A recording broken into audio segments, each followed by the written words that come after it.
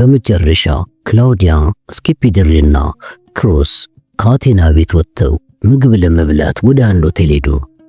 ምግብ እየበሉ ሳለ ስኪፒ ድሬ አቴና ወደ ስራዋ የምትመለስ አይመስለኝም አላቸው። ያንም አውቃለሁ አለችው ክላውዲያ። ሊገባኝ ያልቻለው ግን አቴና በዚያ ፖሊስ ለምንድን ነው እንደዛ የሆነችው ግን? ድሬ ሳቀና ክሮስን አንተ ግን ገብተዋል ሲል ጠየቀው። አልገባኝም አለ ክሮስ። ሆሊውድ ውስጥ ያለ ትልቅ ጀብዱ ቢኖር ከኮከብ ተዋናያን ጋር አብሬ አድሬያለሁ ብሎ ጉራ መንዛት ነው። ወንድ ተዋናይን በተመለከተ ትክክል ነው። እዚህ ሆሊውድ ውስጥ ባሉት ሆቴሎች የሚኮለኮሉትን ልጃገረዶች ማየት በቂ ነው። አንድ ተዋናይን ሲያዩ ሮጠው አንገቱ ላይ መንጠልጠል ብቻ ሳይሆን መንገድ ላይ ይዘውት ቢተኙላ ደስ ይላቸዋል። ሴት ተዋናዮችን በተመለከተ ግን ያን ያህል የተጋነነ ነገር አላየውም አለ ስኪፒ ድሬ። አሁን ጂምኖሲን ብንወስደው ወንዳ ወንድነቱ ብቻ ሳይሆን መልከ ቀናም ነው። ብዙ ሰዎች ገድሏል። እንደዚህ ያለ ልበድፍን ሰው ሴትን አይለማምጥም፣ በግድ ይደፍራታል። ቀደም አቴናና የተዝናናባትም እንደዚያ ነው። ወጥቶ የሚሄደው የት ታመልጠኛለች ብሎ ነው። ያ ስለ ቦርሳዋ ያቀረበላት ጥያቄም እንደሚፈልጋት ምልክት መስጠቱ ነው። አቴናም ነገሩ ስለገባት ነው እብዶን ያስወጣችው። እሷ የተለየ ሴት ናት ማለት ነው አሉ ክሮስ። ለፊልም ተዋናይ ያው አለው ድሬ። ብዙ ገንዘብ ለማስጨመር ብላ የስቱዲዮን ልብ መረበሿ ቢሆንስ ሲል ክሮስ ክላውዲያን ጠየቃት። እንደዚህ ያለ ነገር በህይወቷ አታደርግም አለች ክላውዲያ ለጓደኛዋ ተቆርቁራ። አቴና ንግግሯ ሁሉ በዝግታ ነው። የፊልም ቢዝነስ አልገባም አለው ድሬ። መጀመሪያ የፈለገችውን ብትጠይቃቸው እሺ ነው የሚሏት። በመጨረሻ ግን በመጀመሪያው ውል መሰረት ነው ክፍያዋ የሚፈጸመው። እሷ እንደገባኝ ባሏን በጣም ይጠላችሁ። ፍርሃት ብቻ ሳይሆን እሱም በአካባቢዋ ማየትም አትፈልግም። ልትረዳት ባለመቻል በጣም ነው የማዝነው አለችው ክላውዲያ። ክሮስ ግን መልስ አልሰጣትም። ክሮስ ከአቴና መኖሪያ ከማሊቡ ከተመለሰ ጀምሮ በአእምሮ ውስጥ ነገር ቋጥሯል። የሚመኘው ነገር አሁን ሊፈጸም የተቃረበ መሰለው። አደገኛ ሊሆን ይችላል፣ ግን ከተሳካ ከክሎርኪዚዮ ቤተሰብ መላቀቂያ መንገድ ይሆነዋል።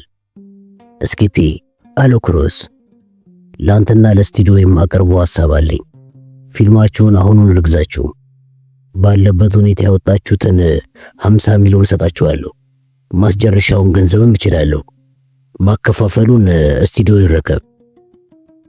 $100 ሚሊዮን ለማለት ነው በማለት ክላውዲያና ስኪፒ ድሬ በመደነቅ ጠየቁት። ገንዘብ ያላቸው ማውቃቸው ሰዎች አሉ አላቸው ክሮስ። አቴናም መመለስ አትችልም። ያለ አቴና ደግሞ ፊልም የሚባል ነገር የለም አለው ድሬ። የማግባባት ችሎታ አለኝ ብያቸዋለሁ እኮ አላቸው ክሮስ። ከኤሊ ማሪዮን ጋር ለመገናኘት ሁኔታዎችን ታመቻቹልኛላችሁ? በሚገባ አለ ድሬ። ግን በአዘጋጅነት የምታስከትለኝ ከሆነ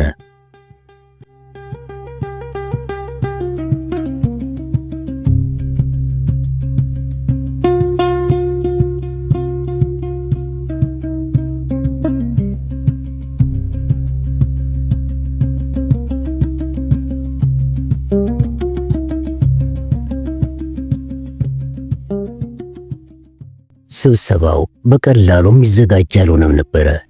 የሬድስቶን ባለስልጣኖች ኤሊ ማሪዮንና ቦቢ ባንትስ ክሮስ ችግር ፈጣሪ ሰው ሳይሆን ገንዘቡን በፊልሙ ስራ ላይ ለማዋል ምኞትና ፍላጎት ያለው ሰው መሆኑን ለማመን ጊዜ ወሰዱ። የዛናዶ ሆቴል ግማሽ ገቢ የሱ መሆኑ ቢታወቅም በስሙ የተመዘገበ የገንዘብ ድርጅት ወይም የባንክ ማስረጃ የለም።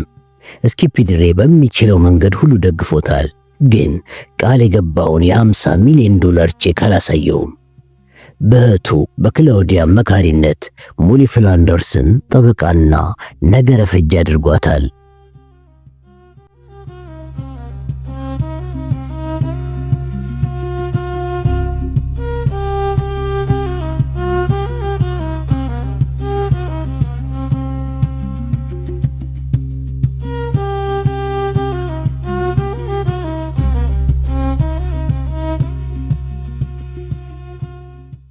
ሞሊ ፍላንደርስ ክሮስን ትንሽ ዋሻ በምትመስለው ቢሮዋ ተቀበለችው። ክሮስ ስለ ሴትየው አንዳንድ ነገር ሰምቷል።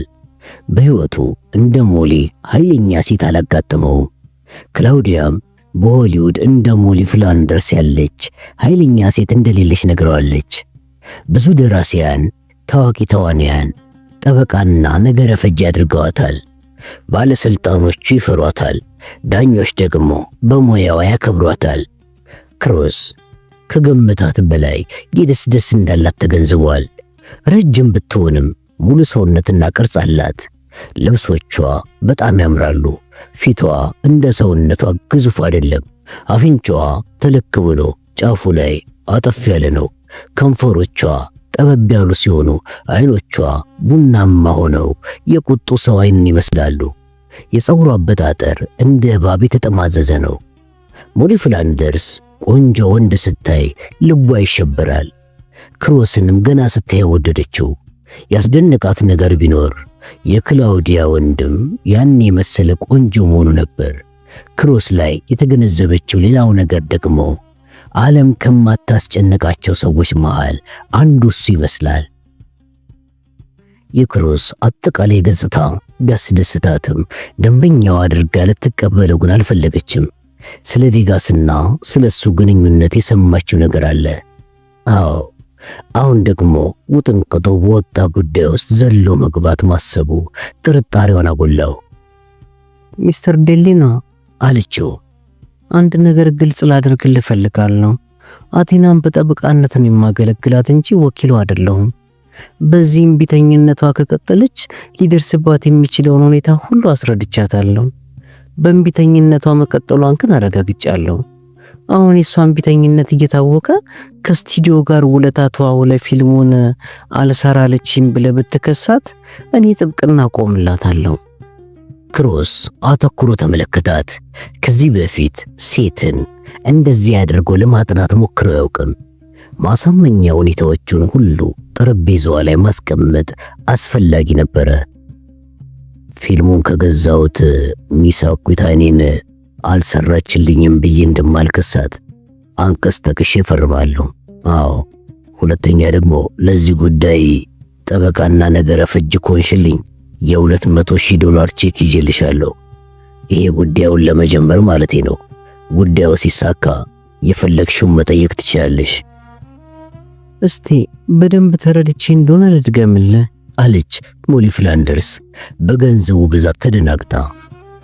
ለስቱዲዮ እስካሁን ያወጡትን 50 ሚሊዮን ትከፍላለህ። አሁኑኑ ማለት ነው። የፊልሙ ማስጨረሻ ወጪ ትችላለህ። ሌላ 50 ሚሊዮን ማለት ነው። በአጠቃላይ $100 ሚሊዮን ቁማር መሆኑ ነው። አቴና ወደ ስራዋ ከተመለሰች ተብሎ ከዚያ በላይ ደግሞ ገና ፊልሙ ዋጋ ይኖረዋል ብለህ ነው። በአጠቃላይ ከንቱ ሊሆንም ይችላል። ክሮስ መዝናናት ከፈለገ ከመጠን በላይ አስቂ መሆንና መምሰል ይችላል። ግን ከእንዲህ አይነት ሴት ጋር ቀልድና ዋልታ አያስፈልግም፣ ትርጉምም አይኖረውም። በውጭ ምንዛሬ ተሸጦ ከቪዲዮና ቴሌቪዥን ከሚገኘው ገቢ ጋር ምንም ይሁን ምን ትርፍ ባይኖረውም ዋናውን እንደሚችል አልጠራጠርም። ዋናው ችግር ግን ሚስ አኩታኔን ወደ ስራው መመለሱ ነው። ምናልባት እዛ ላይ አንቺ ልትረጂኝ ትቺ ይሆናል። አልችልም አለች ሞሊ ፍላንደርስ። ስህተት ውስጥ ልከታ አልፈልግም። ላባብላት ሞክሬ አልተሳካልኝም። ብዙ ሰውም አልተሳካለትም። ኤሊ ማሪዮን ደግሞ ቀልድ አያውቅም። ካስፈለገ ፊልሙን ሰርዞ ኪሳራውን በጸጋ ይቀበላል። ከዛ በኋላ አቴናን ለማጥፋት ይንቀሳቀሳል። ግን እኔ እድሉን አልሰጠውም። እንዴት ልታስቆሚው ትችያለሽ? አላት ክሮስ። ማሪዮን ከኔ ጋር መስማማት አለበት። ቀላል ሰው ደግሞ አይደለሁም። ፍርድ ቤት አንቀባረረዋለሁ። ከፈለኩም ህይወቱን ውጥንቁጥ የወጣ ማድረግ እችላለሁ። አቴና ሁለተኛ አትመለስም። እንደ ቆሻሻ ቃል የወረውሯት ግን አይችሉም አለችው። እኔን ከተቀበልሽኝ የደንበኛሽን ሙያ ካደጋ ማዳን ትችያለሽ አላት ክሮስ። ከኪስ ውስጥ ኢንቨሎፕ አወጣና ሰጣት። ከፈተችውና አተኩራ ተመለከተችው። ስልክ ደውላ ቼኩ የሐሰት አለመሆኑን አረጋገጠች። ፈገግ አለችና መሳደቢያ አይደለም ግን እኔ በሆነ ይህን ገንዘብ ከተማ ውስጥ ካሉ ጥሩ የፊልም ስቱዲዮዎች ተዋውዬ ዋጋ ባለው ፊልም ላይ አውለው ነበረ አለችው። እንደ ስኪፒድሬ አላት ክሮስ እየሳቀ። 6 ፊልሞች ላይ ገንዘቤን አፍስሼ እስከ ዛሬ ትርፍ አላገኘሁበትም። ምክንያቱ እኔን ባለመወከል ነው አለችው ሞሊ። አሁን እሺ ከማለቴ በፊት አቴናን በምን መንገድ ወደ ስራዋ እንደምትመልሳት ማወቅ እፈልጋለሁ አለችና ትንሽ አሰብ አድርጋ ስላንተ አንዳንድ ጭምጭምታዎችን ሰምቻለሁ። ስላንቺም ሰምቻለሁ አላት ክሮስ። ከዓመታት በፊት የወንጀል ጉዳዮች ጠበቃ በነበርሽ ጊዜ አንድ የሴት ጓደኛውን በአሰቃቂ ሁኔታ የገደለ ወጣት ጠበቃ ሆነሽ ጉዳዩ በነፃ እንዲለቀቅ አድርገሻል። አዎ፣ ላጠፋው ነፍስ ግን ምንም አልተጨነቅሽም። ሞሊ በቀዘቀዘ ስሜት ተመለከተችው። ጥያቄን አልመለስክም። ቬጋስ ውስጥ ሆቴል እንዳለኝ ታውቂያለሽ። እዛ የተማርኩት ነገር ቢኖር ገንዘብ ምትሃት መሆኑን ነው። ማንኛውንም ፍርሃትና ጭንቀት በገንዘብ ትወጪዋለሽ። ስለሆነም ላቴና ከማገኘው የፊልም ትርፍ ላይ 50% ሰጣታለሁ። ሁሉም ነገር ከተሳካ ለሷ ወደ 30 ሚሊዮን ይደርሳታል ማለት ነው። እስቲ አስቢ ሞሊ፣ 30 ሚሊዮን ዶላር እንደ ቀልድ ታልፊዋለሽ አላት። ሞሊ ራሷን ነቀነቀች። አቴና በምንም አይነት ስለ ገንዘብ አትጨነቅም። ያልገባኝ ነገር ለምንድነው ስቱዲዮ ያንን ያህል ገንዘብ ቃል ያልገባላት በማለት ክሮስ ጠየቃት። በውይይታቸው ለመጀመሪያ ጊዜ ሞሊ ፈገግታ አሳየችው። የፊልም ስቱዲዮችን አታውቃቸውም አለችው። እንደዚህ ያለ ፍንጭ ካሳዩ አክተሮች ሁሉ ተመሳሳይ ችግር ይፈጥሩብናል ብለው ይሰጋሉ። እና እስቲ እንቀጥል። እሺ በስቱዲዮ ያቀረብከውን ሁኔታ ይቀበላሉ እንበል። ምክንያቱም ከኪሳራ መዳን ብቻ ሳይሆን የማከፋፈሉ ስራም ስለሚወስዱ እዛ ላይ አጠንክረው ይከራከሩናል። በተጨማሪ ከትርፉ ላይ በመቶኛ ይጠይቃሉ። ግን እንደገና ልንገረ አቴና ያቀረብከውን መፍትሄ አትቀበልም አለችና ትንሽ አሰብ አድርጋ እንደሚገባኝ እናንተ የቬጋስ ሰዎች ቁማሩን ያወቃችሁበት አይመስለኝም። እግሬን በሩ ጋር እስከማስደጋ ብቻ ነው አላት ክሮስ። አንዴ ያንን ካደረኩኝ ከዚያ በኋላ በጣም ለመክፋት ያንቺን እገዛ ፈልጋለሁ። ሞሊ ባነጋገሩ ተገረመች። ጥሩ እወክልሃለሁ አለችው። ሌላ ቢዝነስ ከመስራታችን በፊት ግን እስቲ ይሄ የ100 ሚሊዮን መስመሩን ያዝ። ስልኩን አነሳች። የደወለችለትን ሰው አነጋግራ ዘጋች። ከዚያም ክሮስን ከቢዝነስ አስፈጻሚያቸው ጋር ስብሰባ እናደርጋለን ስለ ውል ሁኔታ ለማመቻቸት እሺ። ከዛም ሐሳብ እንደገና ለመመርመር ደግሞ 3 ቀን አለ አለችው። ክሮስ ተገረመ። በጣም ተፋጠነልኝ አላት። እነሱ ናቸው እኔ አይደለሁም አለችው ሞሊ። በፈሰሰ ውሃ ሊነግዱ ነው። ሁሉንም ነገር ስለማውቀው እንደዚህ ማለት አልችልም አላት ክሮስ። ግን ለአቴና ያሰብኩት ክፍያ ባንቺና በኔ መሃል ሚስጥር ሆኖ ይቆይ። ይሄ ልትነግረኝ አይገባም። ተጨባበጡ። ክሮስ ከሄደ በኋላ ሞሊ ፍላንደርስ አንድ ነገር አስታወሰች። ከዓመታት በፊት ከሞት ያተረፈችውንና እሷም ትልቅ ዝና ያተረፈችበትን የዛን ወጣት ጉዳይ ክሮስ ለምን አነሳው ብላ ከነከናት። ለምን ያን ጉዳይ ብቻ ጠቀሰ? ብዙ ነብሰ ገዳዮችን ከኤሌክትሪክ ወንበር ከተንጠለጠለ ገመድ ማድናለች።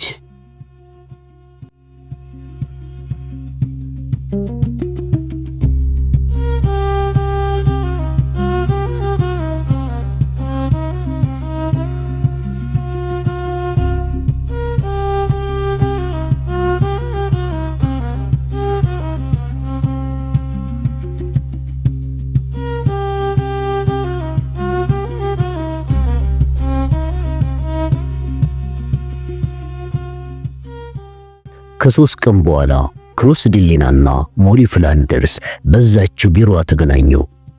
ወደ ሉድስቶን ስቱዲዮ ከመግባታቸው በፊት ገንዘቡን በተመለከተ ለመወያየት ነበረ። ከዚያም ሁለቱም በሞሊ መርሴዲስ ተያይዘው ሄዱ። ሉድስቶን ስቱዲዮ ሰፊ ስፍራን የሚያካትት ሲሆን በውስጡ በየቦታው የተበታተኑ አነስተኛ ህንፃዎች አሉ። በየህንፃዎቹ መለስተኛ የግል ኩባንያዎች የራሳቸውን ፊልም ይሰራሉ። ዋናው ሕንፃ ባለ 10 ፎቅ ሲሆን ከሩቅ ሲመለከቱት የፊልም ማሳያ ፕሮጀክተር ይመስላል። ስቱዲዮ ያኔ በ1920ዎቹ ሲሰራ የነበረውን መልክና የዘመኑን የሕንፃ አሰራር አጣምሮ ይዟል።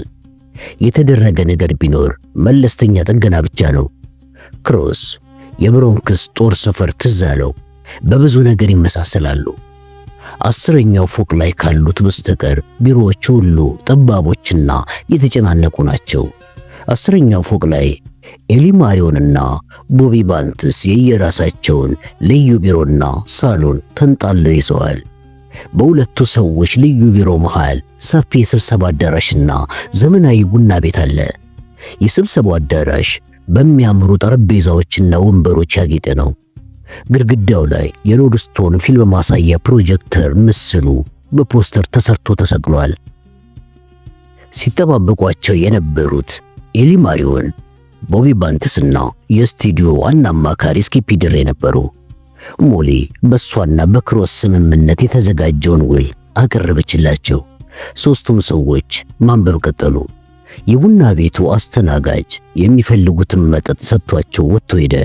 ከዚያም ስኪፒ ድሬ አጠቃላይ ገለጻ አድርጎ ስብሰባው ቀጠለ። ኤሊ ማሪዮን አያቱ በ1920 ስቱዲዮን ሲያቋቁም $10,000 ብቻ እንደነበረውና በአሁኑ ጊዜ ካፒታሉ $7 ቢሊዮን መድረሱን ገልጾ ወደ ዋና ውይይት ገቡ። ከዚያም ሞሊ የክሮስን የግዢ ጥያቄ አቀረበች። ሁሉም በጥሞና አዳመጡ። በመጨረሻም ቦቢ ባንትስ ያቀረብከው ክፍያ ከቁጥር የሚገባ አይደለም፣ ከዚህ የበለጠ ማግኘት ይገባናል። ሌላ ጉዳይ ደግሞ አንተና አቴና ሻጥር ሰርታችሁብን እንዳልሆነስ ማን ያውቃል? በምን ማወቅ እንችላለን? አላቸው። ሞሊ ከመጠን በላይ ተናደደች። እጇም ፀጉሯም ተንጨፈረረ። ቦቢ ለአፍ ለከት ይኖረ አለችው። ለሚደርስብህ ኪሳራ እኮ ኢንሹራንስ ሳንቲም አይሰጥም። በውለታ ላይ የሌለ ጉዳይ ነው የአንድ አክተር ስራ መተው። ታውቃለህ አይደል? ይሄን እና እኛ ደግሞ አሻጥር ሰራችሁ ልትለን አትችልም። ከኪሳራ እናድነን ያልነው። ይቅርታ ካልጠየቅ ደግሞ ሚስተር ዴሊናን ከዚህ ቤት ይዤው ሊሄድ ነው አለችው። ስኪፒ ድሬ ጣልቃ ገብቶ ሞሊ፣ ቦቢ ተው እንጂ ገንዘቡን ሳይሆን ፊልሙን ከጥፋት ማዳን አለብን እና እስቲ መጀመሪያ በጥሞና እንወያይበት አለችው። ማሪዮን ሁኔታውን በጸጥታ ያዳምጣል። እሱ መጨረሻ ላይ ይሆናል ወይም አይሆንም ብቻ ነው የሚለው። ክሮስም በፈገግታ ሁኔታውን ይከታተላል። ሞሊ ምንም ነገር እንዳይናገር አስቀድማ አስጠንቅቀዋለች። እኔ ጥያቄ እኮ ተገቢ መሰለኝ። አዎ ልብ ብለሽ አዳምጠሽኛል። የኔ ጥያቄ ተገቢ ነው አለ ቦቢ ባንትስ። ምክንያቱም እኛ ማድረግ ያልቻልነውን ምን ነገር ቢያደርግ ነው የሰውዬ አቴናን ወደ ስራዋ ለመመለስ የሚችለው? ልክ ነህ። ሚስተር ዴሊና ለአቴና የተለየ ነገር ያደርግላታል። ግን ላንተ ለምን ይነግርሃል? $10 ሚሊዮን ከሰጠኸው ሚስጥሩን እንዲነግርህ እስማማለሁ። 10 ሚሊዮን ደግሞ ፊልሙን ከማስረከብ አንጻር ሲታይ በጣም ርካሽ ነው አለችው። ይህን ነጋግሯ ራሱን ቦቢ ባንትስን ጭምር አሳቀው። እነሱ የሚሉት ክሮስ አንድ መተማመኛ ሳይዝ ይሄን ሁሉ ገንዘብ ለንፋስ አይበተንም ነው አለ ስኪፒ ድሬ። ይሄ ነው ጥርጣሬ ውስጥ የከተታቸው። ስኪፒ አለችው ሞሊ። ከዚህ በፊት ወደ ፊልም ልትቀይረው እንኳን ስላልቻልከው ልቦለድ $1 ሚሊዮን ከስራል አይደለ? ይህ በምን ይለያል? ቦቢ ባንትስ ጣልቃ ገብቶ ምክንያቱም የከሰረውን 1 ሚሊዮን ከኛ ስቱዲዮ ሊካስ ነዋ አለ። ሁሉም ሳቁ። ክሮስ የስብሰባ ሁኔታ አስገርሞታል። ትዕግስቱ እያለቀ ነው። ደግሞ ለፊልሙ በጣም ይጓጓ መሆኑን ማሳወቅ እንደሌለበት ይሰማዋል። ስለዚህ ነገራቸው የመረረው መሆኑን ቢገልጽ የሚያስከትለው ችግር እንደሌለ ተሰምቶታል። ድምፁን ዝቅ አድርጎ ነገሩ ለዘበራርቀው ነው አላት ሞሊን። በቃ ተውት ብለን እንሂድ። ነገራቸው ሁሉ ግራ የተጋባ ነው። ቦቢ ባንትስ በንዴት ስለ ገንዘብ እኮ ነው የምንወያየው። ይሄ ፊልም ከተሳካ በዓለም ደረጃ እስከ $500 ሚሊዮን ሊያስገባ ይችላል አለ። አቴናን መመለስ ከቻልክ ነው አለችው ሞሊ ፈጠን ብላ። እውነቱን ልንገርህ፣ ዛሬ ጠዋት አነጋግሬያት ነበረ። ልታደርግ ያቀደችው ውሳኔ ከልቧ መሆኑን ለመግለጽ ጸጉሯን ሁሉ መድምደዋለች። ዊግ እናደርግላታለና ዊግ ልናደርግላት እንችላለን አለ ቦቢ ባንትስ።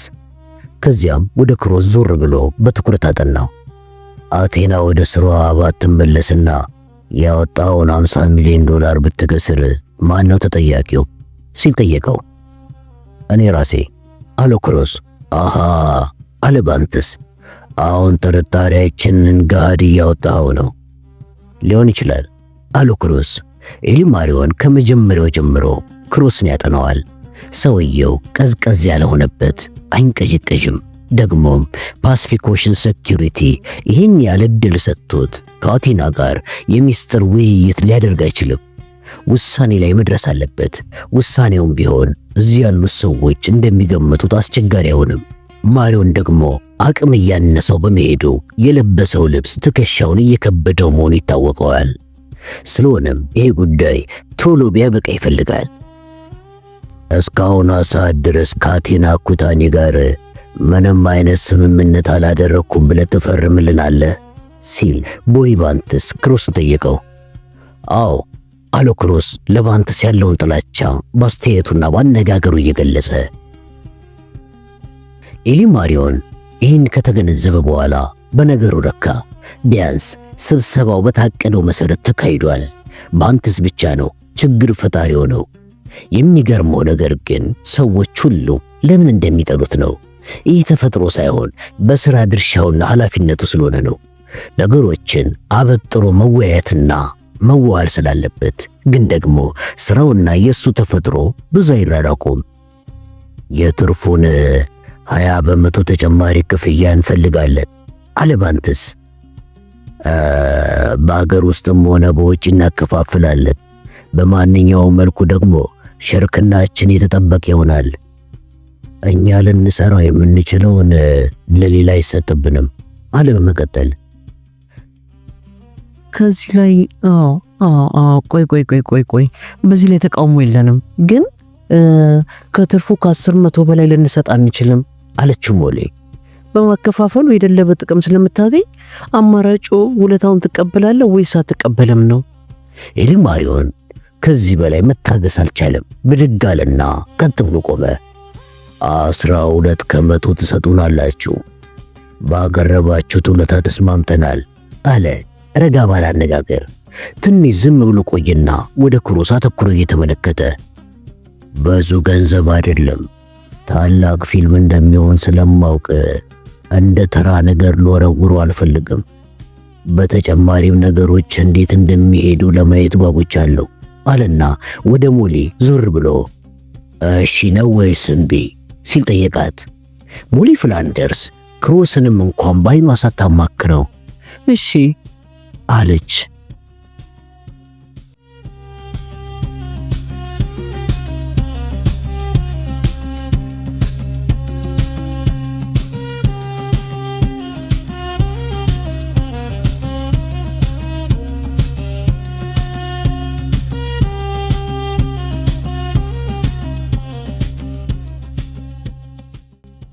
ከስብሰባው በኋላ ስኪፒ ድሬ ወደ ቤቱ ሄዶ ለጂም ሎሲ ደውሎ የሚያነጋግረው ሚስጥር ስላለ እንዲመጣ ጠራው። ሲገናኙ ሎሲ ሚስጥሩን እንዲጠብቅለት ካስማለው በኋላ ከክሮስ ጋር ስለተደረገው ስብሰባና ስምምነት ነግሮት ክሮስን በአይነ ቁራኛ እንዲከታተለው ነገረው። ከአቴና ጋር ያለውን ግንኙነት በሚገባ ከተከታተልክ አንድ ጥሩ ነገር ልታገኝ ትችላለህ አለው። ይህን የነገረው ግን ስለ ሳንታ ሞኒካ የግድያ ታሪክ ሊሰራ ስለታቀደው ፊልም አንዱን ክፍል እንደሚሰጠው ቃል ከገባለት በኋላ ነበረ።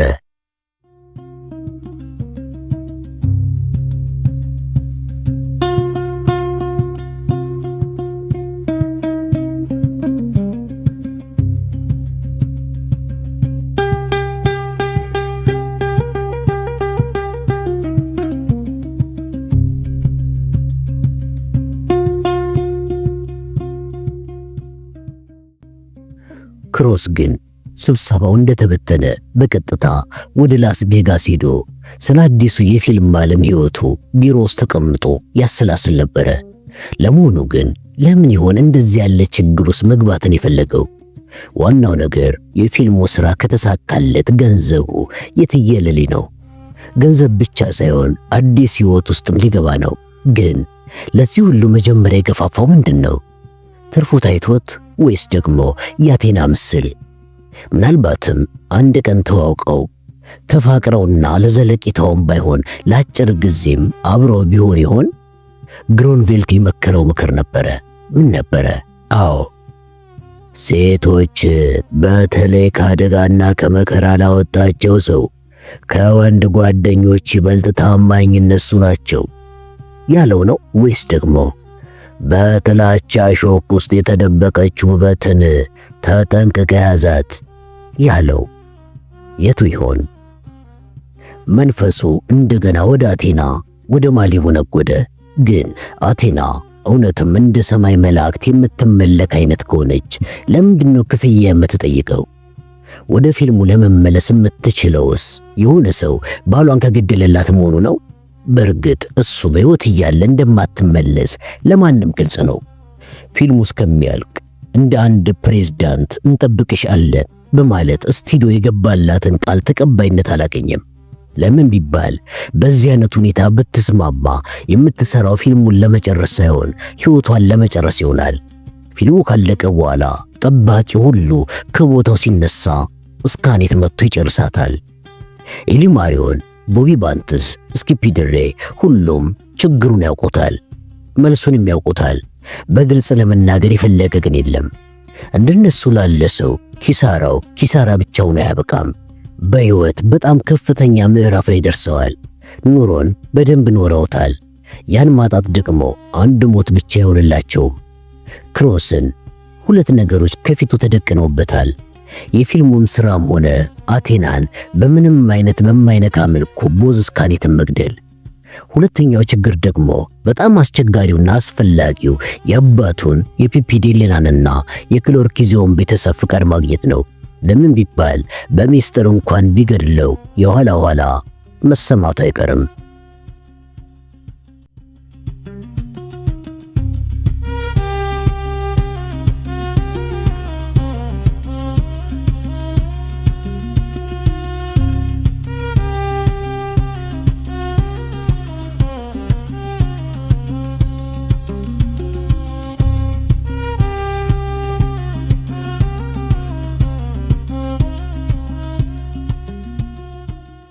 ክሮስ ዴሌና ቢግ ቲም እንዳይገደል ብዙ ጣረ። ብዙ ምክንያቶች ስለነበሩት፣ አንደኛ ቢግ ቲም በዓመት ከ500,000 እስከ $1 ሚሊዮን ለዛናዶ ሆቴል ገቢ የሚያስገኝ ቋሚ የቁማር ደንበኛ ነው። ሁለተኛው ምክንያት ደግሞ ሰውየው በተፈጥሮ ያሳዝነዋል። ቢግ ቲም ካሊፎርኒያ ውስጥ የባለ ብዙ ሱቆች ቱጃር ነው። ዛናዶ ሲመጣ በሀብቱ ምክንያት ቪላ የመከራየት ደረጃን የደረሰ ነው። በተለይ በስፖርት ውድድር በሚደረግ ቁማር በጣም ስሜት አለው። ቁመቱ 6 ጫማ ተኩል ሲሆን ክብደቱም ግዙፍ ከሚባሉ ሰዎች አንዱ ነው። ዛናዶ ሆቴል ሲመጣ ጓደኞቹን ብቻ ሳይሆን ሴቶቹን ሁሉ ብሉልኝ፣ ጠጡልኝ የሚል ደግ ሰው ነው። በእንደዚህ ሁኔታ ሲዝናና የቆይና የያዘውን ገንዘብ በቁማር ሙልጭ ብሎ ሲያልቅ በሚቀጥለው ዙር ስመጣ ከፍላለሁ ብሎ ወደ አገሩ ይሄዳል። የዚህ ሳይከፍል የሚሄዱና አንዳንዴም ለረጅም ጊዜ የተበደረውን ብዙ ገንዘብ ሳይከፍል መቆየቱ አይደለም የክሎርኪዚዮን ቤተሰብ ያሳሰባቸው፣ ረጅም እቅዱ ነው።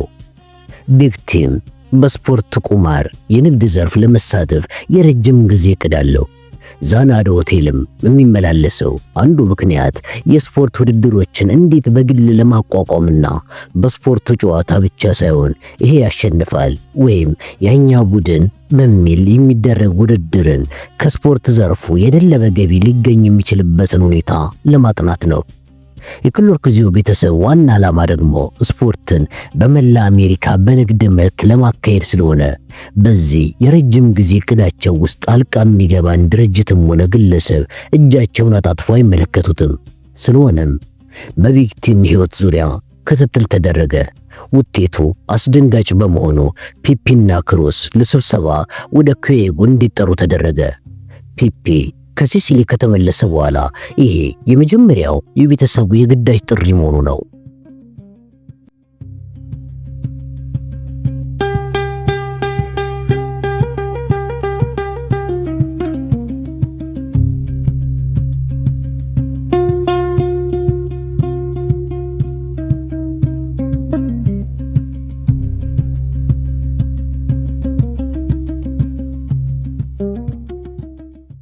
ፒፒና ክሮስ አብረው ወደ ምስራቅ ተጓዙ። ክሮስን እያስጨነቀው ያለው የመሳሊና ፊልም ጉዳይ ነው። ቤተሰቡንም ሆነ አባቱ ሳያማክር እንደዚህ ያለ ማጥ ውስጥ ገብቷል። አባቱም ቢሆን ለምን አላማከርከኝም ብሎ መቆጣቱ አይቀርም።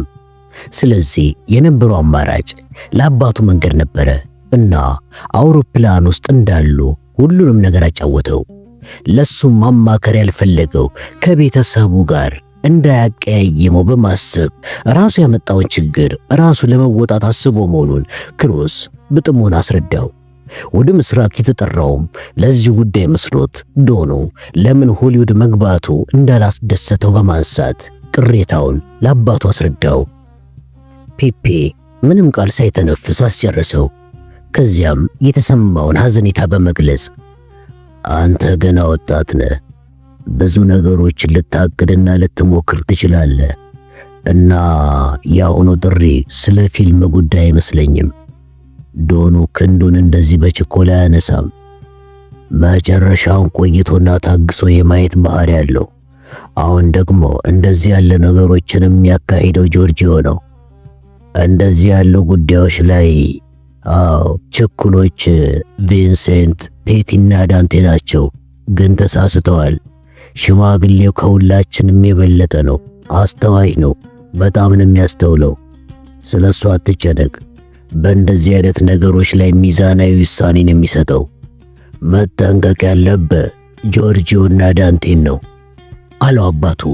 ከዚያም ለትንሽ ጊዜ ዝም አለ። የቤተሰቡን ምስጢር ማውጣት ያልፈለገ ይመስላል።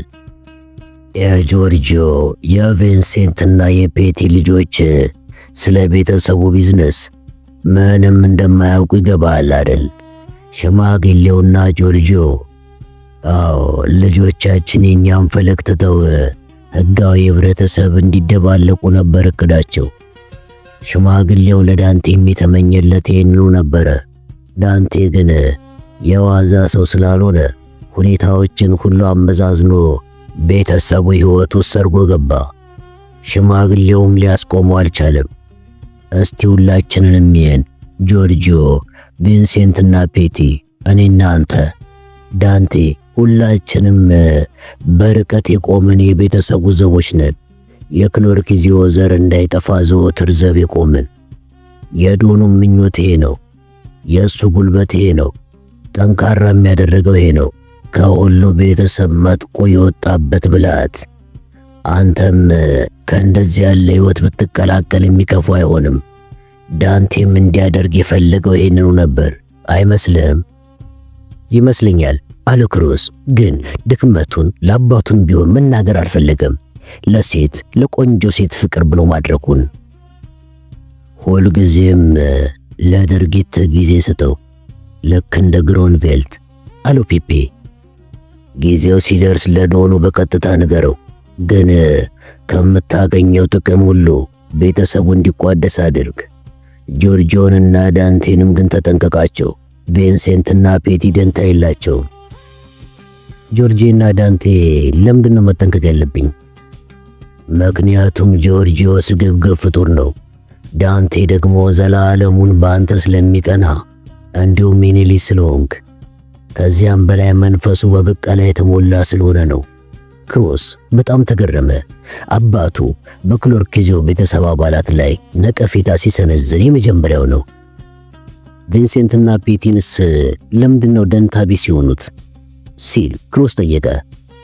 ቪንሴንት የራሱን ሬስቶራንት ስለያዘና ፔቲ ደግሞ የኮንስትራክሽን ቢዝነስና የብሮንክስ ጦር ሰፈርን በበላይነት ስለያዘ ነው። ቪንሰንት የእርጅናውን ዘመን በደስታ ማሳለፍ ይፈልጋል። ፔቲ ደግሞ ድርጊት ያስደስተዋል። ሁለቱም ደግሞ አንተን ይወደዋል፣ እኔንም ያከብሩኛል። ወጣት ሳለን ብዙ ግዳጅ አብረን አከናውነናል። መጀመሪያ ካንተ ልጀምርና ስራ ያላበሳጭህም አይደል? አለው ክሮስ። እንዴት እንደዚህ ብለህ ትጠይቀኛለህ? የማይሆን ቢሆን እኮ እስካሁንም እድል አልሰጥህም ነበረ አለውና ትንሽ ሲያሰቆየ ከዚያም ለመሆኑ ይሄን ስካኔት ያልከውን ሰውዬ መቼ ልትገድለው አሰብክ? እስካሁን አልወሰንኩም አለው ክሮስ። ኮሚክ ነገር ነው። መግደል ብቻ ሳይሆን ማረጋገጫም አስፈላጊ ነው። አቴና የሰውየውን መሞት አውቃ ወደ ፊልሙ ስራ መመለስ አለባት። ካላረጋገጠች ደግሞ አትመለስም። በቁሙ የሞተ ሰው ወሬ እንጂ አንደኛውን ለይቶለት የሞተ ሰው ወሬማ ውሎ አያድርም።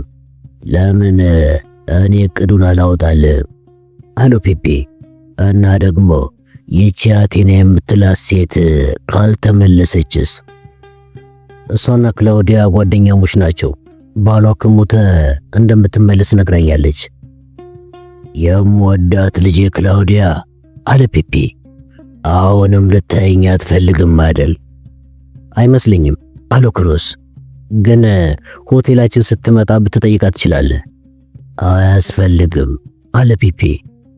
ይህች አቴና እቅድህን ካጠናቀቅክ በኋላ ወደ ስራዋ ካልተመለሰች የዘላለም እንቅልፍ እንዲያሸልባት ላድርግልህ። የለም አለ ክሮስ አሁኑን የሞተችበት መስሎት። ክላውዲያን ማየት አለብህ። አሁን ጥሩ ልጅ ሆናለች። እሷን ልታያት አትፈልግም? ጥሩ አለ ፔፔ። ስለ አቴና ያቀረበውን ሐሳብ ክሮስ ደስ ስላላሰኘው ርዕስ መለወጡ ገብቶት ለምን አትታረቁም ሲል ክሮስ አባቱን ጠየቀው። እናቷ ቀብር ላይ እንኳን እንዳልገኝ ከልክላኛለች። በጭራሽ አትወደኝም። ስለዚህ እሷን መጠየቁ ዋጋ የለውም እና እኔም ስሞት መቃብሬ ላይ እንዳትገኝ ከልክልልኝ። አሁን ግን ብታያት ጥሩ ነው አለው ክሮስ።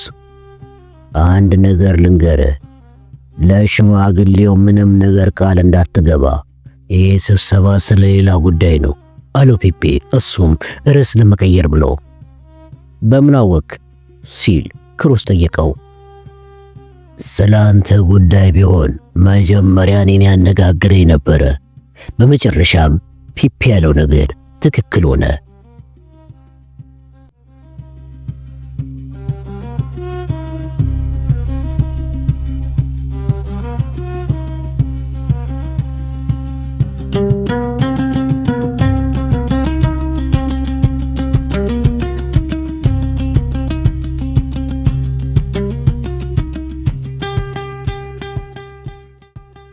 ኩዌጉ ሲደርሱ ዶን ዶሚኒኮ፣ ጆርጂዮ፣ ቪንሴንትና ፔቲ እንዲሁም ዳንቴ ተቀበሏቸው። እንደተለመደው ወደ ቢዝነስ ስብሰባ ከማምራታቸው በፊት ምሳ ቀረበ። ከምሳ በኋላ ጆርጂዮ ስለ ስብሰባው ፍሬ ሐሳብ በዝርዝር አስረዳቸው። አንድ የስለላ ቡድን ባቀረበላቸው ሪፖርት መሰረት ቢግ ቲም በምዕራብ ግዛት በኩል የተወሰኑ የኮሌጅ ጨዋታዎችን እያዘጋጀ መሆኑ ተደርሶበታል። ይህ ደግሞ ጅምር ስራ እንጂ ገና ወደፊት በሰፊው ለመንቀሳቀስ ማቀዱን ታውቋል። ይህን ሊያደርግ የቻለው ባለስልጣኖችንና አንዳንድ ተጫዋቾችን በገንዘብ በመደለል ነው። ይሄ ዝም ከተባለ ደግሞ የክሎርኪዚዮ ቤተሰብ ወደፊት የስፖርት ቁማር በመላው አሜሪካ ሕጋዊ ሰውነት እንዲያገኝ የሚያደርጉትን ጥረትና እንቅስቃሴ እንዲሁም በብቸኝነት ለመያዝ ያላቸውን ተስፋ ያጨልመዋል። በአሁኑ ጊዜ ፖሊሶች ከነብሰ ግድያ ይልቅ ለስፖርት ቁማር ከፍተኛ ክትትል ያደርጋሉ አለ ጆርጂዮ። ለምን እንደሆነ ግን አላውቅም። ማሸነፈ ማተሸነፈ ለነሱ ምን ጉዳይ እንዳለው አይገባኝም። ፒፒ ትግስቱ አልቆ፣ በመጀመሪያ ደረጃስ እኛ ለምንድነው ስለዚህ ጉዳይ የምንነጋገረው? አንድ ሰው ሄዶ ማስጠንቀቂያ እንዲሰጠው ማድረግ አይበቃም እንዴ አላቸው። ያንማ ሞክረናል አለው ቪንሴንት። ሰውዬ ትንሽ ስራ የሚያስፈልገው ነው። ፍርሃት ምን እንደሆነ አያውቅም። ማስጠንቀቂያ ተሰጥቶት ነበረ ግን ስራውን አላቆመም። ቢግ ቲም ይሉታል አለ ፔቲ። አመፀኛ ይሉታል እና የሰጡት ስም ሁሉ ደስ ያሰኘዋል። ዕዳ መክፈል አይወድም። ለሰው ሁሉ ከፍተኛ ንቀት አለው። የሱቆቹን የሽያጭ ታክስ እንኳን አይከፍልም። ልቡ ሌላ ነው። ከሱ ጋር ቁም ነገር ማውራት አይቻልም። ክሮስ ቬጋስ በሚያደርገው የቁማር ጨዋታ በደንብ ታውቀዋል አይደል? ምን ትላለህ? ሲል ጆርጂዮ ጠየቀው። ዕዳውን ዘግይቶ ነው የሚከፍለው። ዞሮ ዞሮ ግን ይከፍላል። ጥሩ ቁማርተኛ ነው። ብዙ ሊወደዱ የሚችሉ ደንበኞች አይነቶችን ባይሆንም ለሆቴላችን ጓደኞቹን እያመጣ ብዙ ደንበኞች ያፍርጡልናል። ብዙ በማሸነፍና እዚያው ወጪ በማድረግም ለኛ ብዙ ገቢ ይፈጥሩልናል እና የእሱን ሁኔታ ብንተው ጥሩ ይመስለኛል አለ ክሮስ። ሆኖም በሚናገርበት ወቅት ዳንቴ በማሾፍ መልክ የውሸት ፈገግታ ያሳይ ነበረ። ልንተው እንኳን አንችልም አለው ጆርጂዮ። ይህ ሰውዬ ትንንሽ ጨዋታዎችን ብቻ ሳይሆን እንደ ቦሊንግ ያሉ ትልቅ ጨዋታዎችንም በእጁ እያስገባ ነው። ዶን ዶሚኒኮ ለመጀመሪያ ጊዜ ወደ ክሮስ እየተመለከተ ልጄ ይቻላል አለው። ጥያቄው የምስጋና ነበረ። ክሮስ ሙያውን በተመለከተ የሰጠውን አስተያየት ማድነቁ ነበረ። እኔ ላነጋግረው አለ ክሮስ። ምናልባት እኔ ሊሰማኝ ይችል ይሆናል። ነገሩ በአጠቃላይ ሲታይ ቁጥር ውስጥ የሚገባ ነገር አይመስለኝም። ሰውየው አደገኛ ነው። አንተ ባታናግረው ነው የሚሻለው። የአንተ ማንነት በትክክል አይረዳም። ለምንስ ነው እድል የምንሰጠው? ደደብ ሰው ስለሆነ አደገኛ ነው። ደደብ ደግሞ አዙሮ ማሰብ አይችልም። የእንስሳ ያህል ቁጠረው። ያገኘውን ነገር መዋጥ ይፈልጋል። ስትይዘው ደግሞ የሚችለውን ያህል ችግርና እውከት መፍጠር። እውነትም ይሁን ውሸት ለሁሉም ሰው መለፍለፍ ይወዳል አለ ዶኖ። ከዚያም ዳንቴን እየተመለከተ ልጄ አለው፣ ይህን ሥራ አንተ መስራት ያለብህ ይመስለኛል። ፕላኑን ግን ፒፒ ቢያወጣው ይሻላል። ዳር ድንበሩን የሚያውቀው እሱ ነው። ዳንቴ በእሽታ ራሱን ነቀነቀ። ፒፒ አደገኛ ሁኔታ ላይ መሆኑን ተገነዘበ። በዳንቴ ላይ አንድ ነገር ቢደርስ ተጠያቂ ሊሆን ነው። ሌላ ግልጽ የሆነለት ነገር ደግሞ አለ። ዳንቴ በአንድ ወቅት የክሎርኪዚዮ ቤተሰብን እንደሚመራ ሽማግሌውና ጆርጂዮ እርግጠኛ የሆኑ ማምጣታቸውን ያመለክታል። በአሁኑ ጊዜ ግን የተሰጠውን ውሳኔ ገና አልተማመኑበትም። ስለሆነም በፒፒ ስር ሆኖ እንዲሰለጥን ይፈልጋሉ።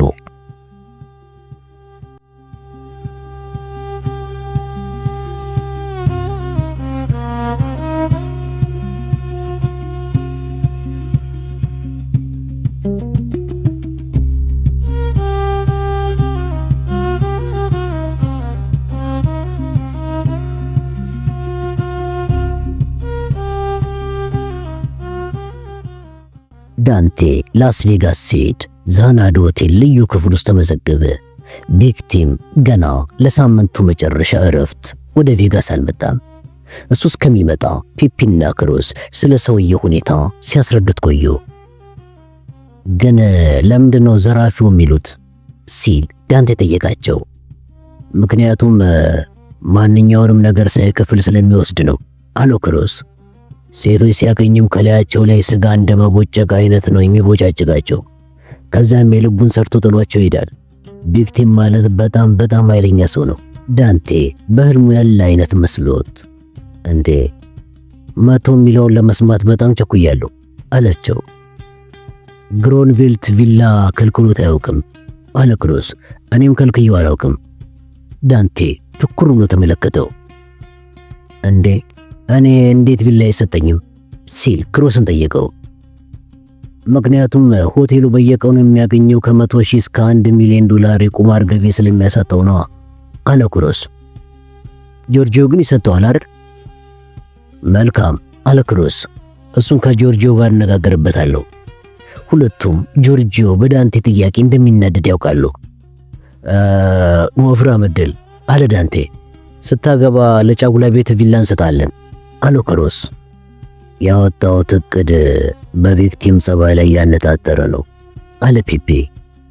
ክሮስ ልትተባበረን የምትችለው ሰውየውን እዚህ በማቆየት ነው። ለዳንቴ ገደብ የለሽ ብድር ትሰጠውና ከሰውየው ጋር እንዲጫወት ታደርገዋለህ። ከጊዜ አንጻር ሎስ አንጀለስ የሚፈልገው ዝግጅት ተጠናቋል። ዋናው መደረግ ያለበት ሰውየው እዚያ ያደረገውን የቪላ ምዝገባ እንዳይሰርዝ መጣር ነው። ፓርቲ እንደምታዘጋጅለትና ለሆቴሉ ከፍተኛ ገቢ በማስገባት ቀዳሚ ስፍራ በመያዙ ሮልስ ሮይስ መኪና እንዳዘጋጀለት ነግረዋለህ። እዚህ ሲደርስ ከዳንቴና ከኔ ጋር ታስተዋውቀዋለህ።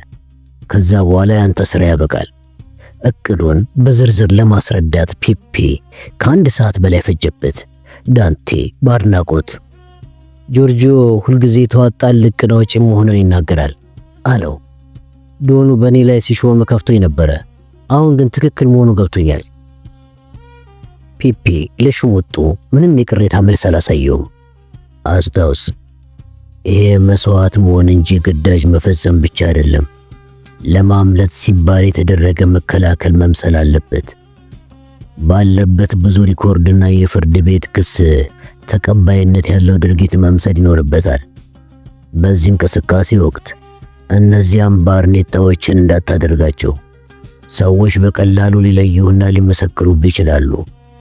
ማስታወስ ያለብህ ነገር ደግሞ ዶኑ እስካሁን ስላደረጋቸው የስፖርት ውድድር ውሎች ማወቅ ያስፈልጋል። በእርግጥ ይህ እስከዚህ የሚያስፈልግ ላይሆን ይችላል። ዋናው አንቀሳቃሽ ቢግ ቲም ስለሆነ እሱ ሲሰናበት ውሎ ሁሉ ይቋረጣል። ስለዚህ አላስፈላጊ ነገር ውስጥ ገብተህ ስትዘባዘብ ጉድ እንዳትሆን አለው ፒፒ። ዳንቴ በቀዘቀዘ ስሜት ያለ ባርኔጣዎች በለስ የሚቀና መስሎ አይታየኝም አለው። ፒፒ ትከሻውን ነቀነቀ። ሌላው ነገር በተሰጠ ገንዘብ ያለ አስፈላጊ ሽወዳ እንዳትሞክር። ይሄ ደግሞ ከዶኑ ከራሱ የመጣ መመሪያ ነው። ለሆቴሉ ብቻ ብዙ ወጪ ነው የሚከፈለው። አትጨነቅ አሉ ዳንቴ። የኔ ደስታ ስራዬ ብቻ ነው። ገንዘብ ማጥፋት እንደ ነፍስ ማጥፋት አያረከኝም አለው። ስለዚህ ጉዳይ እንግዲህ ሪፖርት ታደርግብኛለህ? አነጋገሩ ክሮስን አስገረመው። በመካከላቸው አንድ ጥላቻ እንዳለ ገባው። ሌላው ያስገረመው ነገር ዳንቴ ፒፒን ለማስፈራራት የሚያደርገው ሙከራ ነው። ያ ሊዋጥለት የሚችል ጉዳይ አልሆነም። የዶኑ የልጅ ልጅ ይሁን አይሁን የራሱ ጉዳይ። ፒፒ ግን የሁለቱንም ሁኔታ የተገነዘበ አይመስልም። ክሎርኪዚዮ እኮ ነህ እና እኔ ማንኝ ነው በአንተ ላይ ሪፖርት የማደርገው አለና የዳንቴን ትከሻ መታ መታ አደረገው። አብረን መስራት ያለብን ስራ ስለሆነ ያንን እንደ ቀልድ አድርጎ ማከናወን ነው።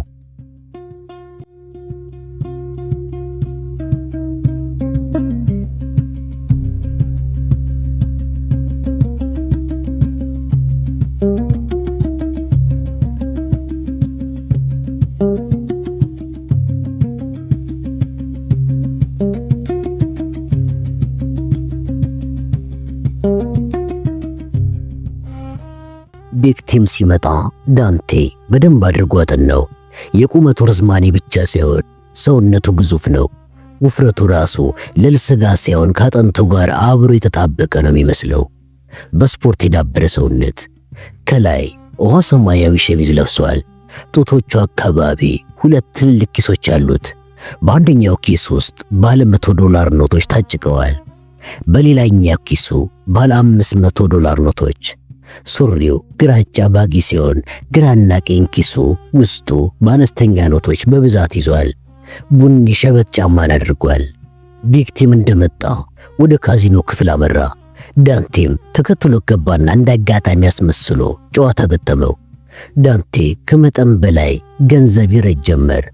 ይህን የተገነዘበው ቢግ ቲም ጨዋታውን ሳታውቅ እንዴት ገጠምከኝ እያለ 10 ይጠይቀዋል።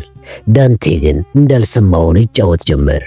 ለምሳ እረፍት ሲሆን ቢግ ቲም ወደ ምግብ ቤት ሄደ። 5 ጓደኞቹ አብረውት ገቡ። ክሩስና ዳንቴ አንድ ጥግ ይዘው ተቀመጡ። ቢግ ቲም ፀጉሩን ባጭሩ ስለተቆረጠ የጀርመን ሀገር ጆሊ ይመስላል። አስተናጋጁ ሲመጣ የተለያየ ምግብ አዘዘ። ዳንቴ እየሰረቀ ሲመለከተው አብዛኞቹን ሳህኖች ባዶ አደረጋቸው። የቀሩትን ደግሞ ጓደኞቹ ሳህን ላይ ይገለብጣል። ምግብ መምጣቱ ግን አላቋረጠም። ይሄ በጣም አደገኛ ነው አለ ዳንቴ የሰውየውን አበላል አይቶ። ይሄ በጓም በቆሞ አሮስቶ አድርገው ቢሰጡትም አጥንቷም አትቀረው። እንደዚህ ያለ ሰው አይቼ አላውቅም። ሲበላም ሲዝናናም ልክ የለውም። ጠላት የማፍራት አንዱ መንገድ ይሄ ነው አለ ክሮስ። በተለይ በሌሎች ሰዎች ኪሳራ አንተስ ትዝናና። ቢክቲም በመጨረሻ በሆቴሉ መዝገብ ላይ መቼም የማይከፍለውን ዕዳ ሲፈርም አየው። አንደኛ ጓደኛው ለአስተናጋጁ ጉርሻ እንዲሰጠው አዘዘው። እነ ቢክቲም ወጥተው ሲሄዱ ክሮስና ዳንቴ ቡናቸውን እየጠጡ ይጫወቱ ጀመር።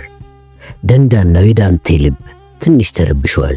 የሰውየው ግዙፍነት ሲገርመው፣ አበላሉ ደግሞ ይባስ ሆነበት። ታዲያ ይህ ሰው ከያዘ ይምራል እንዴ? ለመሆኑ በስንት ጥይት ቢመታ ይወድቃል ነው ወይስ እንደ ዝሆን ጥይት እየጠጣ ወደ ተኳሹ ይጋልባል? በሐሳቡ አለለ። ብዙ ነገር አሰበ፣ አብሰለሰለ።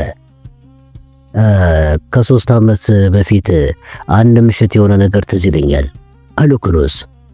ቢክቲም ገንዘብ አሸንፎ ጠረጴዛ ላይ ከምሮት ነበረ። ወደ $100,000 ይጠጋል። ወደ ሌሊቱ 9 ሰዓት ይሆናል። አዎ የቁማር ክፍሉ ኃላፊ ከዘራፊ ወደሚጠበቅበት ሳጥን ሊወስድለት መጥቶ ገንዘቡን ገና ከመንካቱ ዘሎ ጉባ አለበት። ከዛም ጠረጴዛው ላይ ቆሞ ሽንቱን ገንዘቡ ላይ ሸናበት። ታዲያ ምን አደረክ ሲል ዳንቴ ከመቀበጫው ብድግ ብሎ ጠየቀው። የጸጥታ ጠባቂዎች ወደ መኝታ ክፍሉ እንዲወስዱት አድርጌ ጠረጴዛ ላይ በመሽናቱ $5,000 እንዲከፍል ወሰንኩበት፣ ግን አልከፈለም። እኔ በሆን ኖሮ ሆዱን ሰንጥቄ ልቡን አውጣለት ነበረ። አንድ ሰው በአመት $500,000 ቢሰጥ ጠረጴዛ ላይ እንዲሸና አትፈቅድለትም? አለው ክሮስ። በሚቀጥለው ቀን ክሮስ ከቢክቲም ጋር ምሳ አብሮ በመብላት ስላዘጋጀው ፓርቲና ሊሸልመው ስላሰበው ሮልስ ሮይስ መኪና ገለጸለት። ፒፒም መጥቶ ተዋወቀውና አብሯቸው በሉ። ከዛ ቢክቲም ወደ ፒፒ ዞር ብሎ ልጅ ከዛ ሽማግሌ ከግሮንቬልት በጣም የተሻለ ሰው ነው አለው። በመጨረሻ ዘመኑ በጣም ተንገብግቦ ነበረ አለ ፒፒ በቀልድ መልክ። እኔ ለምሳሌ ጥሩ ወዳጁ ነበርኩኝ፣ ግን አንድም ጊዜ ቪላ ልስጥ አላለኝም። ተው እሱ ከንቱ ሰው ነው አለ ቲም። አሁን ሆቴሉን የሚያስተዳድረው ልጅ ነው። ስለዚህ በፈለክ ጊዜ ቪላ ሊሰጥ ይችላል። በፍጹም አለ ክሮስ። እሱ ቁማርተኛ አይደለም ሲል ሁሉም ሳቁ።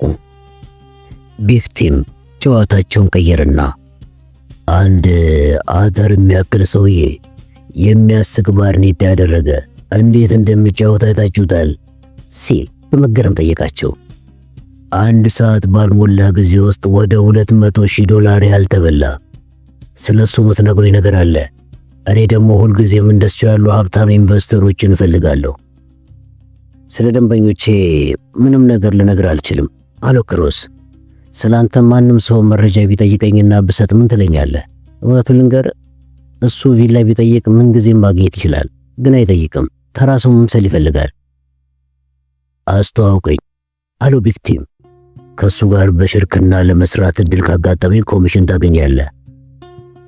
እኔ ይህን ያህል አልግባባውም አለው ክሮስ። አባቴ ግን በደንብ ያውቀዋል። ትንሽ ገንዘብ መያዝ ያስፈልገኛል አለው ፒፒ። ጥሩ አለ ቢክቲም። ለእኔም መጠባበቂያ ስጠኝ አለው ክሮስን። ፒፒ ሁለታችሁ ጥሩ ሽርካ ትሆናላችሁ። ሰውየው ብዙ ገንዘብ አለው፣ ግን እንዳንተ የቢዝነስን ብልት አያውቅም። አንተ ጎበዝ ሰው መሆንን ሰምቻለሁ። መቼ እንደማመጣው ብቻ ንገረኝ አለው። ቢክቲም ደስ አለው። ፒፒም ከጓደኞቹ አንዱ ሊሆን እንደሚችል ገመተና በጣም ጥሩ አለው። ዛሬ ማታ ካዚኖ አመሻለሁ፣ እዛ ይዘውና አለው ፒፒን። ዳንቴና ቢክቲም ሲተዋወቁ ቢክቲም በድንገት የዳንቴን ባርኔጣ ላጥ አደረገበትና የራሱን የቤዝቦል ቆብ ደፋለት። ዳንቴ ብቻ ሳይሆን ፒፒም ደነገጠ። ዳንቴ ጭራሽ ድንካከለ ቆቡን ሲደፋ። እድላችንን ለመለዋወጥ ነው አለው ቢክቲም። ፒፒና ቲም ተሳሳቁ። ዳንቴ ግን አይኖቹ ተጉረጠረጡ። ፒፒ ሁኔታውን አይቶ አልወደደለትም። ከዛም በላይ ደግሞ ዳንቴ ባርኔጣ እንዳታደርግ ብሎ የነገረውን ቃል አላከበረም። ዳንቴ ከቢክቲም ጋር ሲተዋወቅ ስሙ ተደብቆ ስቲቭ ሻርፕ ተብሏል። ስራው በምስራቅ አሜሪካ ዋና የአደገኛ ዕፅ ዝውውር ኃላፊ እንደሆነና ገንዘብ እንደ ጭቃ መሆኑ ተወሳለት። ለካዚኖም የሚያስይዘው አብዛኛው ንጹህ ወርቅ እንደሆነም ተነገረ። ከዚያም ቢክቲም ግዙፍ እጁን ዳንቴ ትከሻ ላይ ያሳርፈና ስቲቭ መነጋገር አለብን። ስለዚህ ለምን ቡና ቤት ውስጥ አንገባም አለው። ከዚያም ተያይዞ ገቡና ቢግ ቲም ወደ አመለከተው አንድ ጥግ ተቀመጡ። ዳንቴ ቡና ሲያዝ ቢግ ቲም ደግሞ ወደ 4 አይነት ጭማቂና አይስክሪም አዘዘ። ያዘዙትን እየጠጡ ቢግ ቲም ስለ አጠቃላይ የቢዝነስ ስራው ከአንድ ሰዓት በላይ ገለጻ አደረገለት። ዳንቴ በሚነግረው ነገር ሁሉ መደሰቱን ለመግለጽ ራሱን በማወዛወዝ ያሳየው ጀመር። በሆዱ ግን ግዙፉ ሰው ወደፊት እንዴት ሀብታም እንደሚሆን እንጂ ዛሬ ምሽት ስለተወደለተለት አለማወቁ አስገርመው። ካርድን ስጠኝ አለው ዳንቴ። እኔ ወይም ፒፒ እንደውልልህና እራት ጋብዘን ስለ ቢዝነሱ በሰፊው እንነጋገራለን እና እኔም ላደርግ የምችለውን እዚያው በዝርዝር እንነጋገራለን። ቢግ ቲም የስልክ አድራሻውን ሰጠው። በተቻለ መጠን አፍጥነው አለ ቲም። አንድ ልተወው የማልፈልገው ቢዝነስ ስላጋጠመኝ አንተን እዛ ውስጥ ኢንቨስት እንድታደርግ ሁኔታዎችን አመቻቻለሁ፣ ግን በጣም በአስቸኳይ መንቀሳቀስ መቻል አለብን በማለት ትንሽ ካመነታ በኋላ የስፖርት ጉዳይ ነው አለው። ዳንቴም እስካሁን ያላሳየውን የደስታ መንፈስ አሳየው። የክርስቶስ ያለ ያማ ዕድሜ ልኬንም አልሞ ነው በማለት አሟሟቀው። ስፖርት በጣም ወዳለሁ፣ ግን ስፖርት ስትል ለምሳሌ አንድ ትልቅ የቅርጫት ኳስ ቡድን መግዛት ማለት ነው ሲል ቢግ ቲምን ጠየቀው። ያን ያህል ትልቅ አይደለም አለ ቢግ ቲም ፈጥኖ፣ ግን በመጠኑ ትልቅ ነው። እና መቼ ነው የምንገናኘው ሲል ዳንቴ ጠየቀው። ቢግ ቲም በኩራት ነገ ዛናዱ ሆቴል ፓርቲ አዘጋጅቶልኛል፣ ሮልስ ሮይስም ሊሰጠኝ ነው። ካሏቸው ደንበኞች ከፍተኛውን ገንዘብ ስለማስገባላቸው በማግስቱ ደግሞ ሎስ አንጀለስ ሄዳለሁ። ለምን በዚያ ምሽት አይሆንም አለው። ዳንቴ አውቆ አመነታ። ሌላ ፕሮግራም ይኖረው አይኖረው ለማጣራት አስመስሎ እሺ አለው። በመጨረሻ ፒፒም ሎስ አንጀለስ ስለሚመጣ አብሬው መጣና ደውሎ እንዲቀጥር ነግረዋለሁ። በጣም ጥሩ አለ ቢግ ቲም። የሰውየው በጣም ጥንቃቄ ማብዛትና ማመንታት ቢቆረቁረውም ዛሬ ማታ ደግሞ በካዚኖ እንዴት ማሸነፍ እንደሚቻል አሳያለሁ።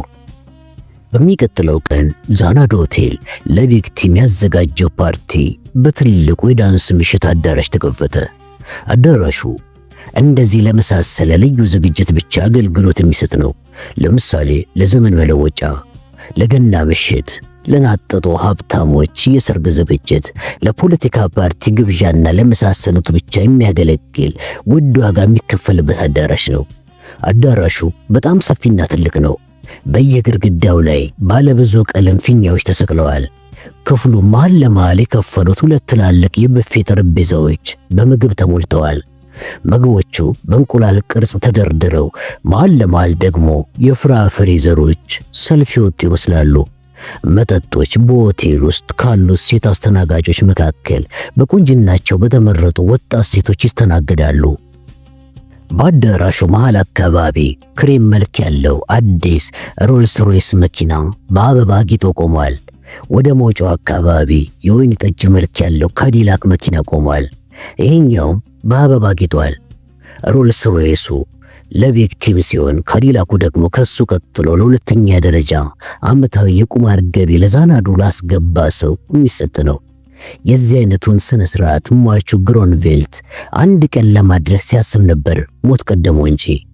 ክሮስ እንደዚህ በሰፊው አይሆን እንጂ የዚህ አይነት ፓርቲ በየዓመቱ ሲያደርግ ቆይቷል።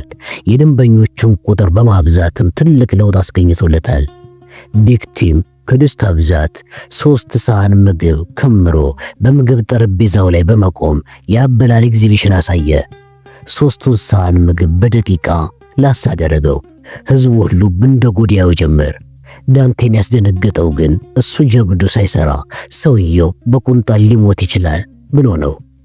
ክሮስ የፓርቲውን ዓላማና እንግዶቹ ጥሪውን አክብረው በመምጣታቸው የተሰማውን ደስታ በመግለጽ ንግግር አደረገ። ከዛም ቢግ ቲም ግብዣውን በመቀበል የደስታ መግለጫ ንግግር አደረገ። የዛናዱ ሆቴል ላበረከተልኝ ትልቅ ስጦታ አመሰግናለሁ አለ። $200,000 መኪና አሁን የኔ ሆኗል። ምንም ሳላወጣበት ላለፉት 10 ዓመታት ዛናዱ ሆቴል ሳላቋርጥ ስለመጣውና እንደ አንድ መስፍን እያስተናገዱ ኪሴን ስላራቆቱብኝ የተደረገ ግብዣና ስጦታ ነው። እንደምገምተው 50 ሮልስ ሮይስ ቢሰጡኝ ሂሳባችን ይመጣጠን ነበረ። አሁን የምነዳው ግን አንድ መኪና ብቻ መሆኑ ነው በማለት ህዝቡን ማሳቀው። ቢግ ቲም አጠገቡ የቆሙትን ሁለት አስተናጋጆች እቅፍ አድርጎ ከሰውነቱ ጋር ጨመቃቸው። ከዚያም በዚያ ላይዳ መሰል እጁ ጡቶቻቸውን ጨማመቃቸው። ማሾፊያ አይደለም፣ ከልቤ አመሰግናለሁ አለ ቲም ሰው ሁሉ መሳቁ ስላቆመ። ክሮስም ቅር ያለው መስሎት የዛሬው ዕለት በሕይወቴ ለመጀመሪያ ጊዜ የተደሰትኩበት ዕለት ነው።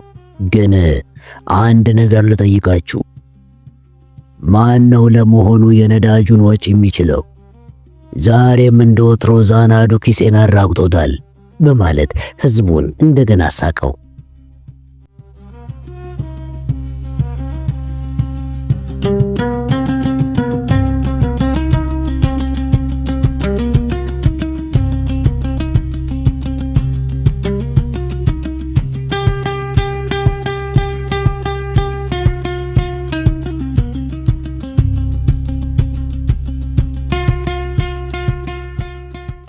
ያለት እኩለ ሌሊት ላይ እህቱ ክላውዲያ ለክሮስ ስልክ ደወለችለት። ክሮስም ሄሎ አላት። ክሮስ አቴና እኮ ጠፋች አለችው። ስቱዲዮ ግራ ተጋብቷል። እኔም ተጨንቄያለሁ።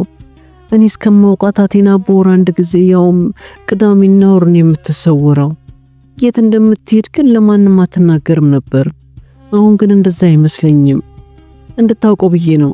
አንድ ነገር ማድረግ አለብህ እስከ መጨረሻው ከመሰወሯ በፊት። ደና ግድ የለም አላት። በስካኔት ዙሪያ የራሱ ሰዎች መመደቡን ግን አልነገራትም። ስልኩ ግን ስለ አቴና የነበረውን ስሜት ቀሰቀሰበት። ያ ምትሃት ያለው ፊት፣ ስሜቷን ሁሉ አጉልቶ የሚያሳይ ፊት፣ ደግሞም የእግሯ ቅርጽ፣ ርዝበቱና ከላይ እስከታች አወራረዱ ሲያምር፣ የአይኗ ማማርና አስተዋይነቷ፣ አይኖቿ ከወዲያ ወዲህ ሲንከባለሉ ማማራቸው ትዝ አለው። ከዛ በኋላ እንቅልፍ እምቢ አለው። ስልኩን አንስቶ ቲፋኒን ደውሎ ጠራት። ቲፋኒ ለአሻሻጭነት ዛናዶ ሆቴል ለሚገቡ ሴቶች ኃላፊ ናት። ቀደም ሲል ግን በፊልም ዓለም ለመቀጠር ሞክራ ውበቷ ከሚፈልገው መስፈርት በላይ ሆኖ በቁመቷ ብቻ ተቀባይነትን አጣለች። በጣም ረጅም ናት። ጉንጮቿ ዘወትር የበሰለ ፖም ነው የሚመስሉት። ከክሮስ ጋር ፍቅር ከጀመሩ ሰንብተዋል። እሷ ለሱ ልቧ ይወልቃል። ክሮስ ግን መንፈሱ ልክ እንደዚሁ ሲረበሽ እንደ መረጋጊያ ነው የሚጠቀምባት። እንደ ደውልላት ፈጥና መጣች። እንዳጋጣሚ አለባበሷ ለፍቅር ሲፈልጋት መልበስ እንደሚገባት አይነት ነበረ። ክሮስ ለፍቅር ሲፈልጋት ከላይ ስስ ሆኖ አዝራሮቹ በቀላሉ የሚፈቱ ሸሚዝና ከታች ደግሞ ጉርድ ቀሚስ መልበስ አለባት። ክሮስ ልብስ መደራረብ የምታበዛ ሴት ትደብረዋለች። ቲፋኒ ስትገባ ቆሞ ጠብቃት። ተቃቅፈው በመሳሳም ላይ ያሉ ልብሶቿን አውላልቆ ጣለባት። ቲፋኒ በእድሜ ገና ልጅ ናት። የማስተዋል ችሎታዋና ጸባይዋ ግን ከሱ ይበልጥ እንጂ አያንስም።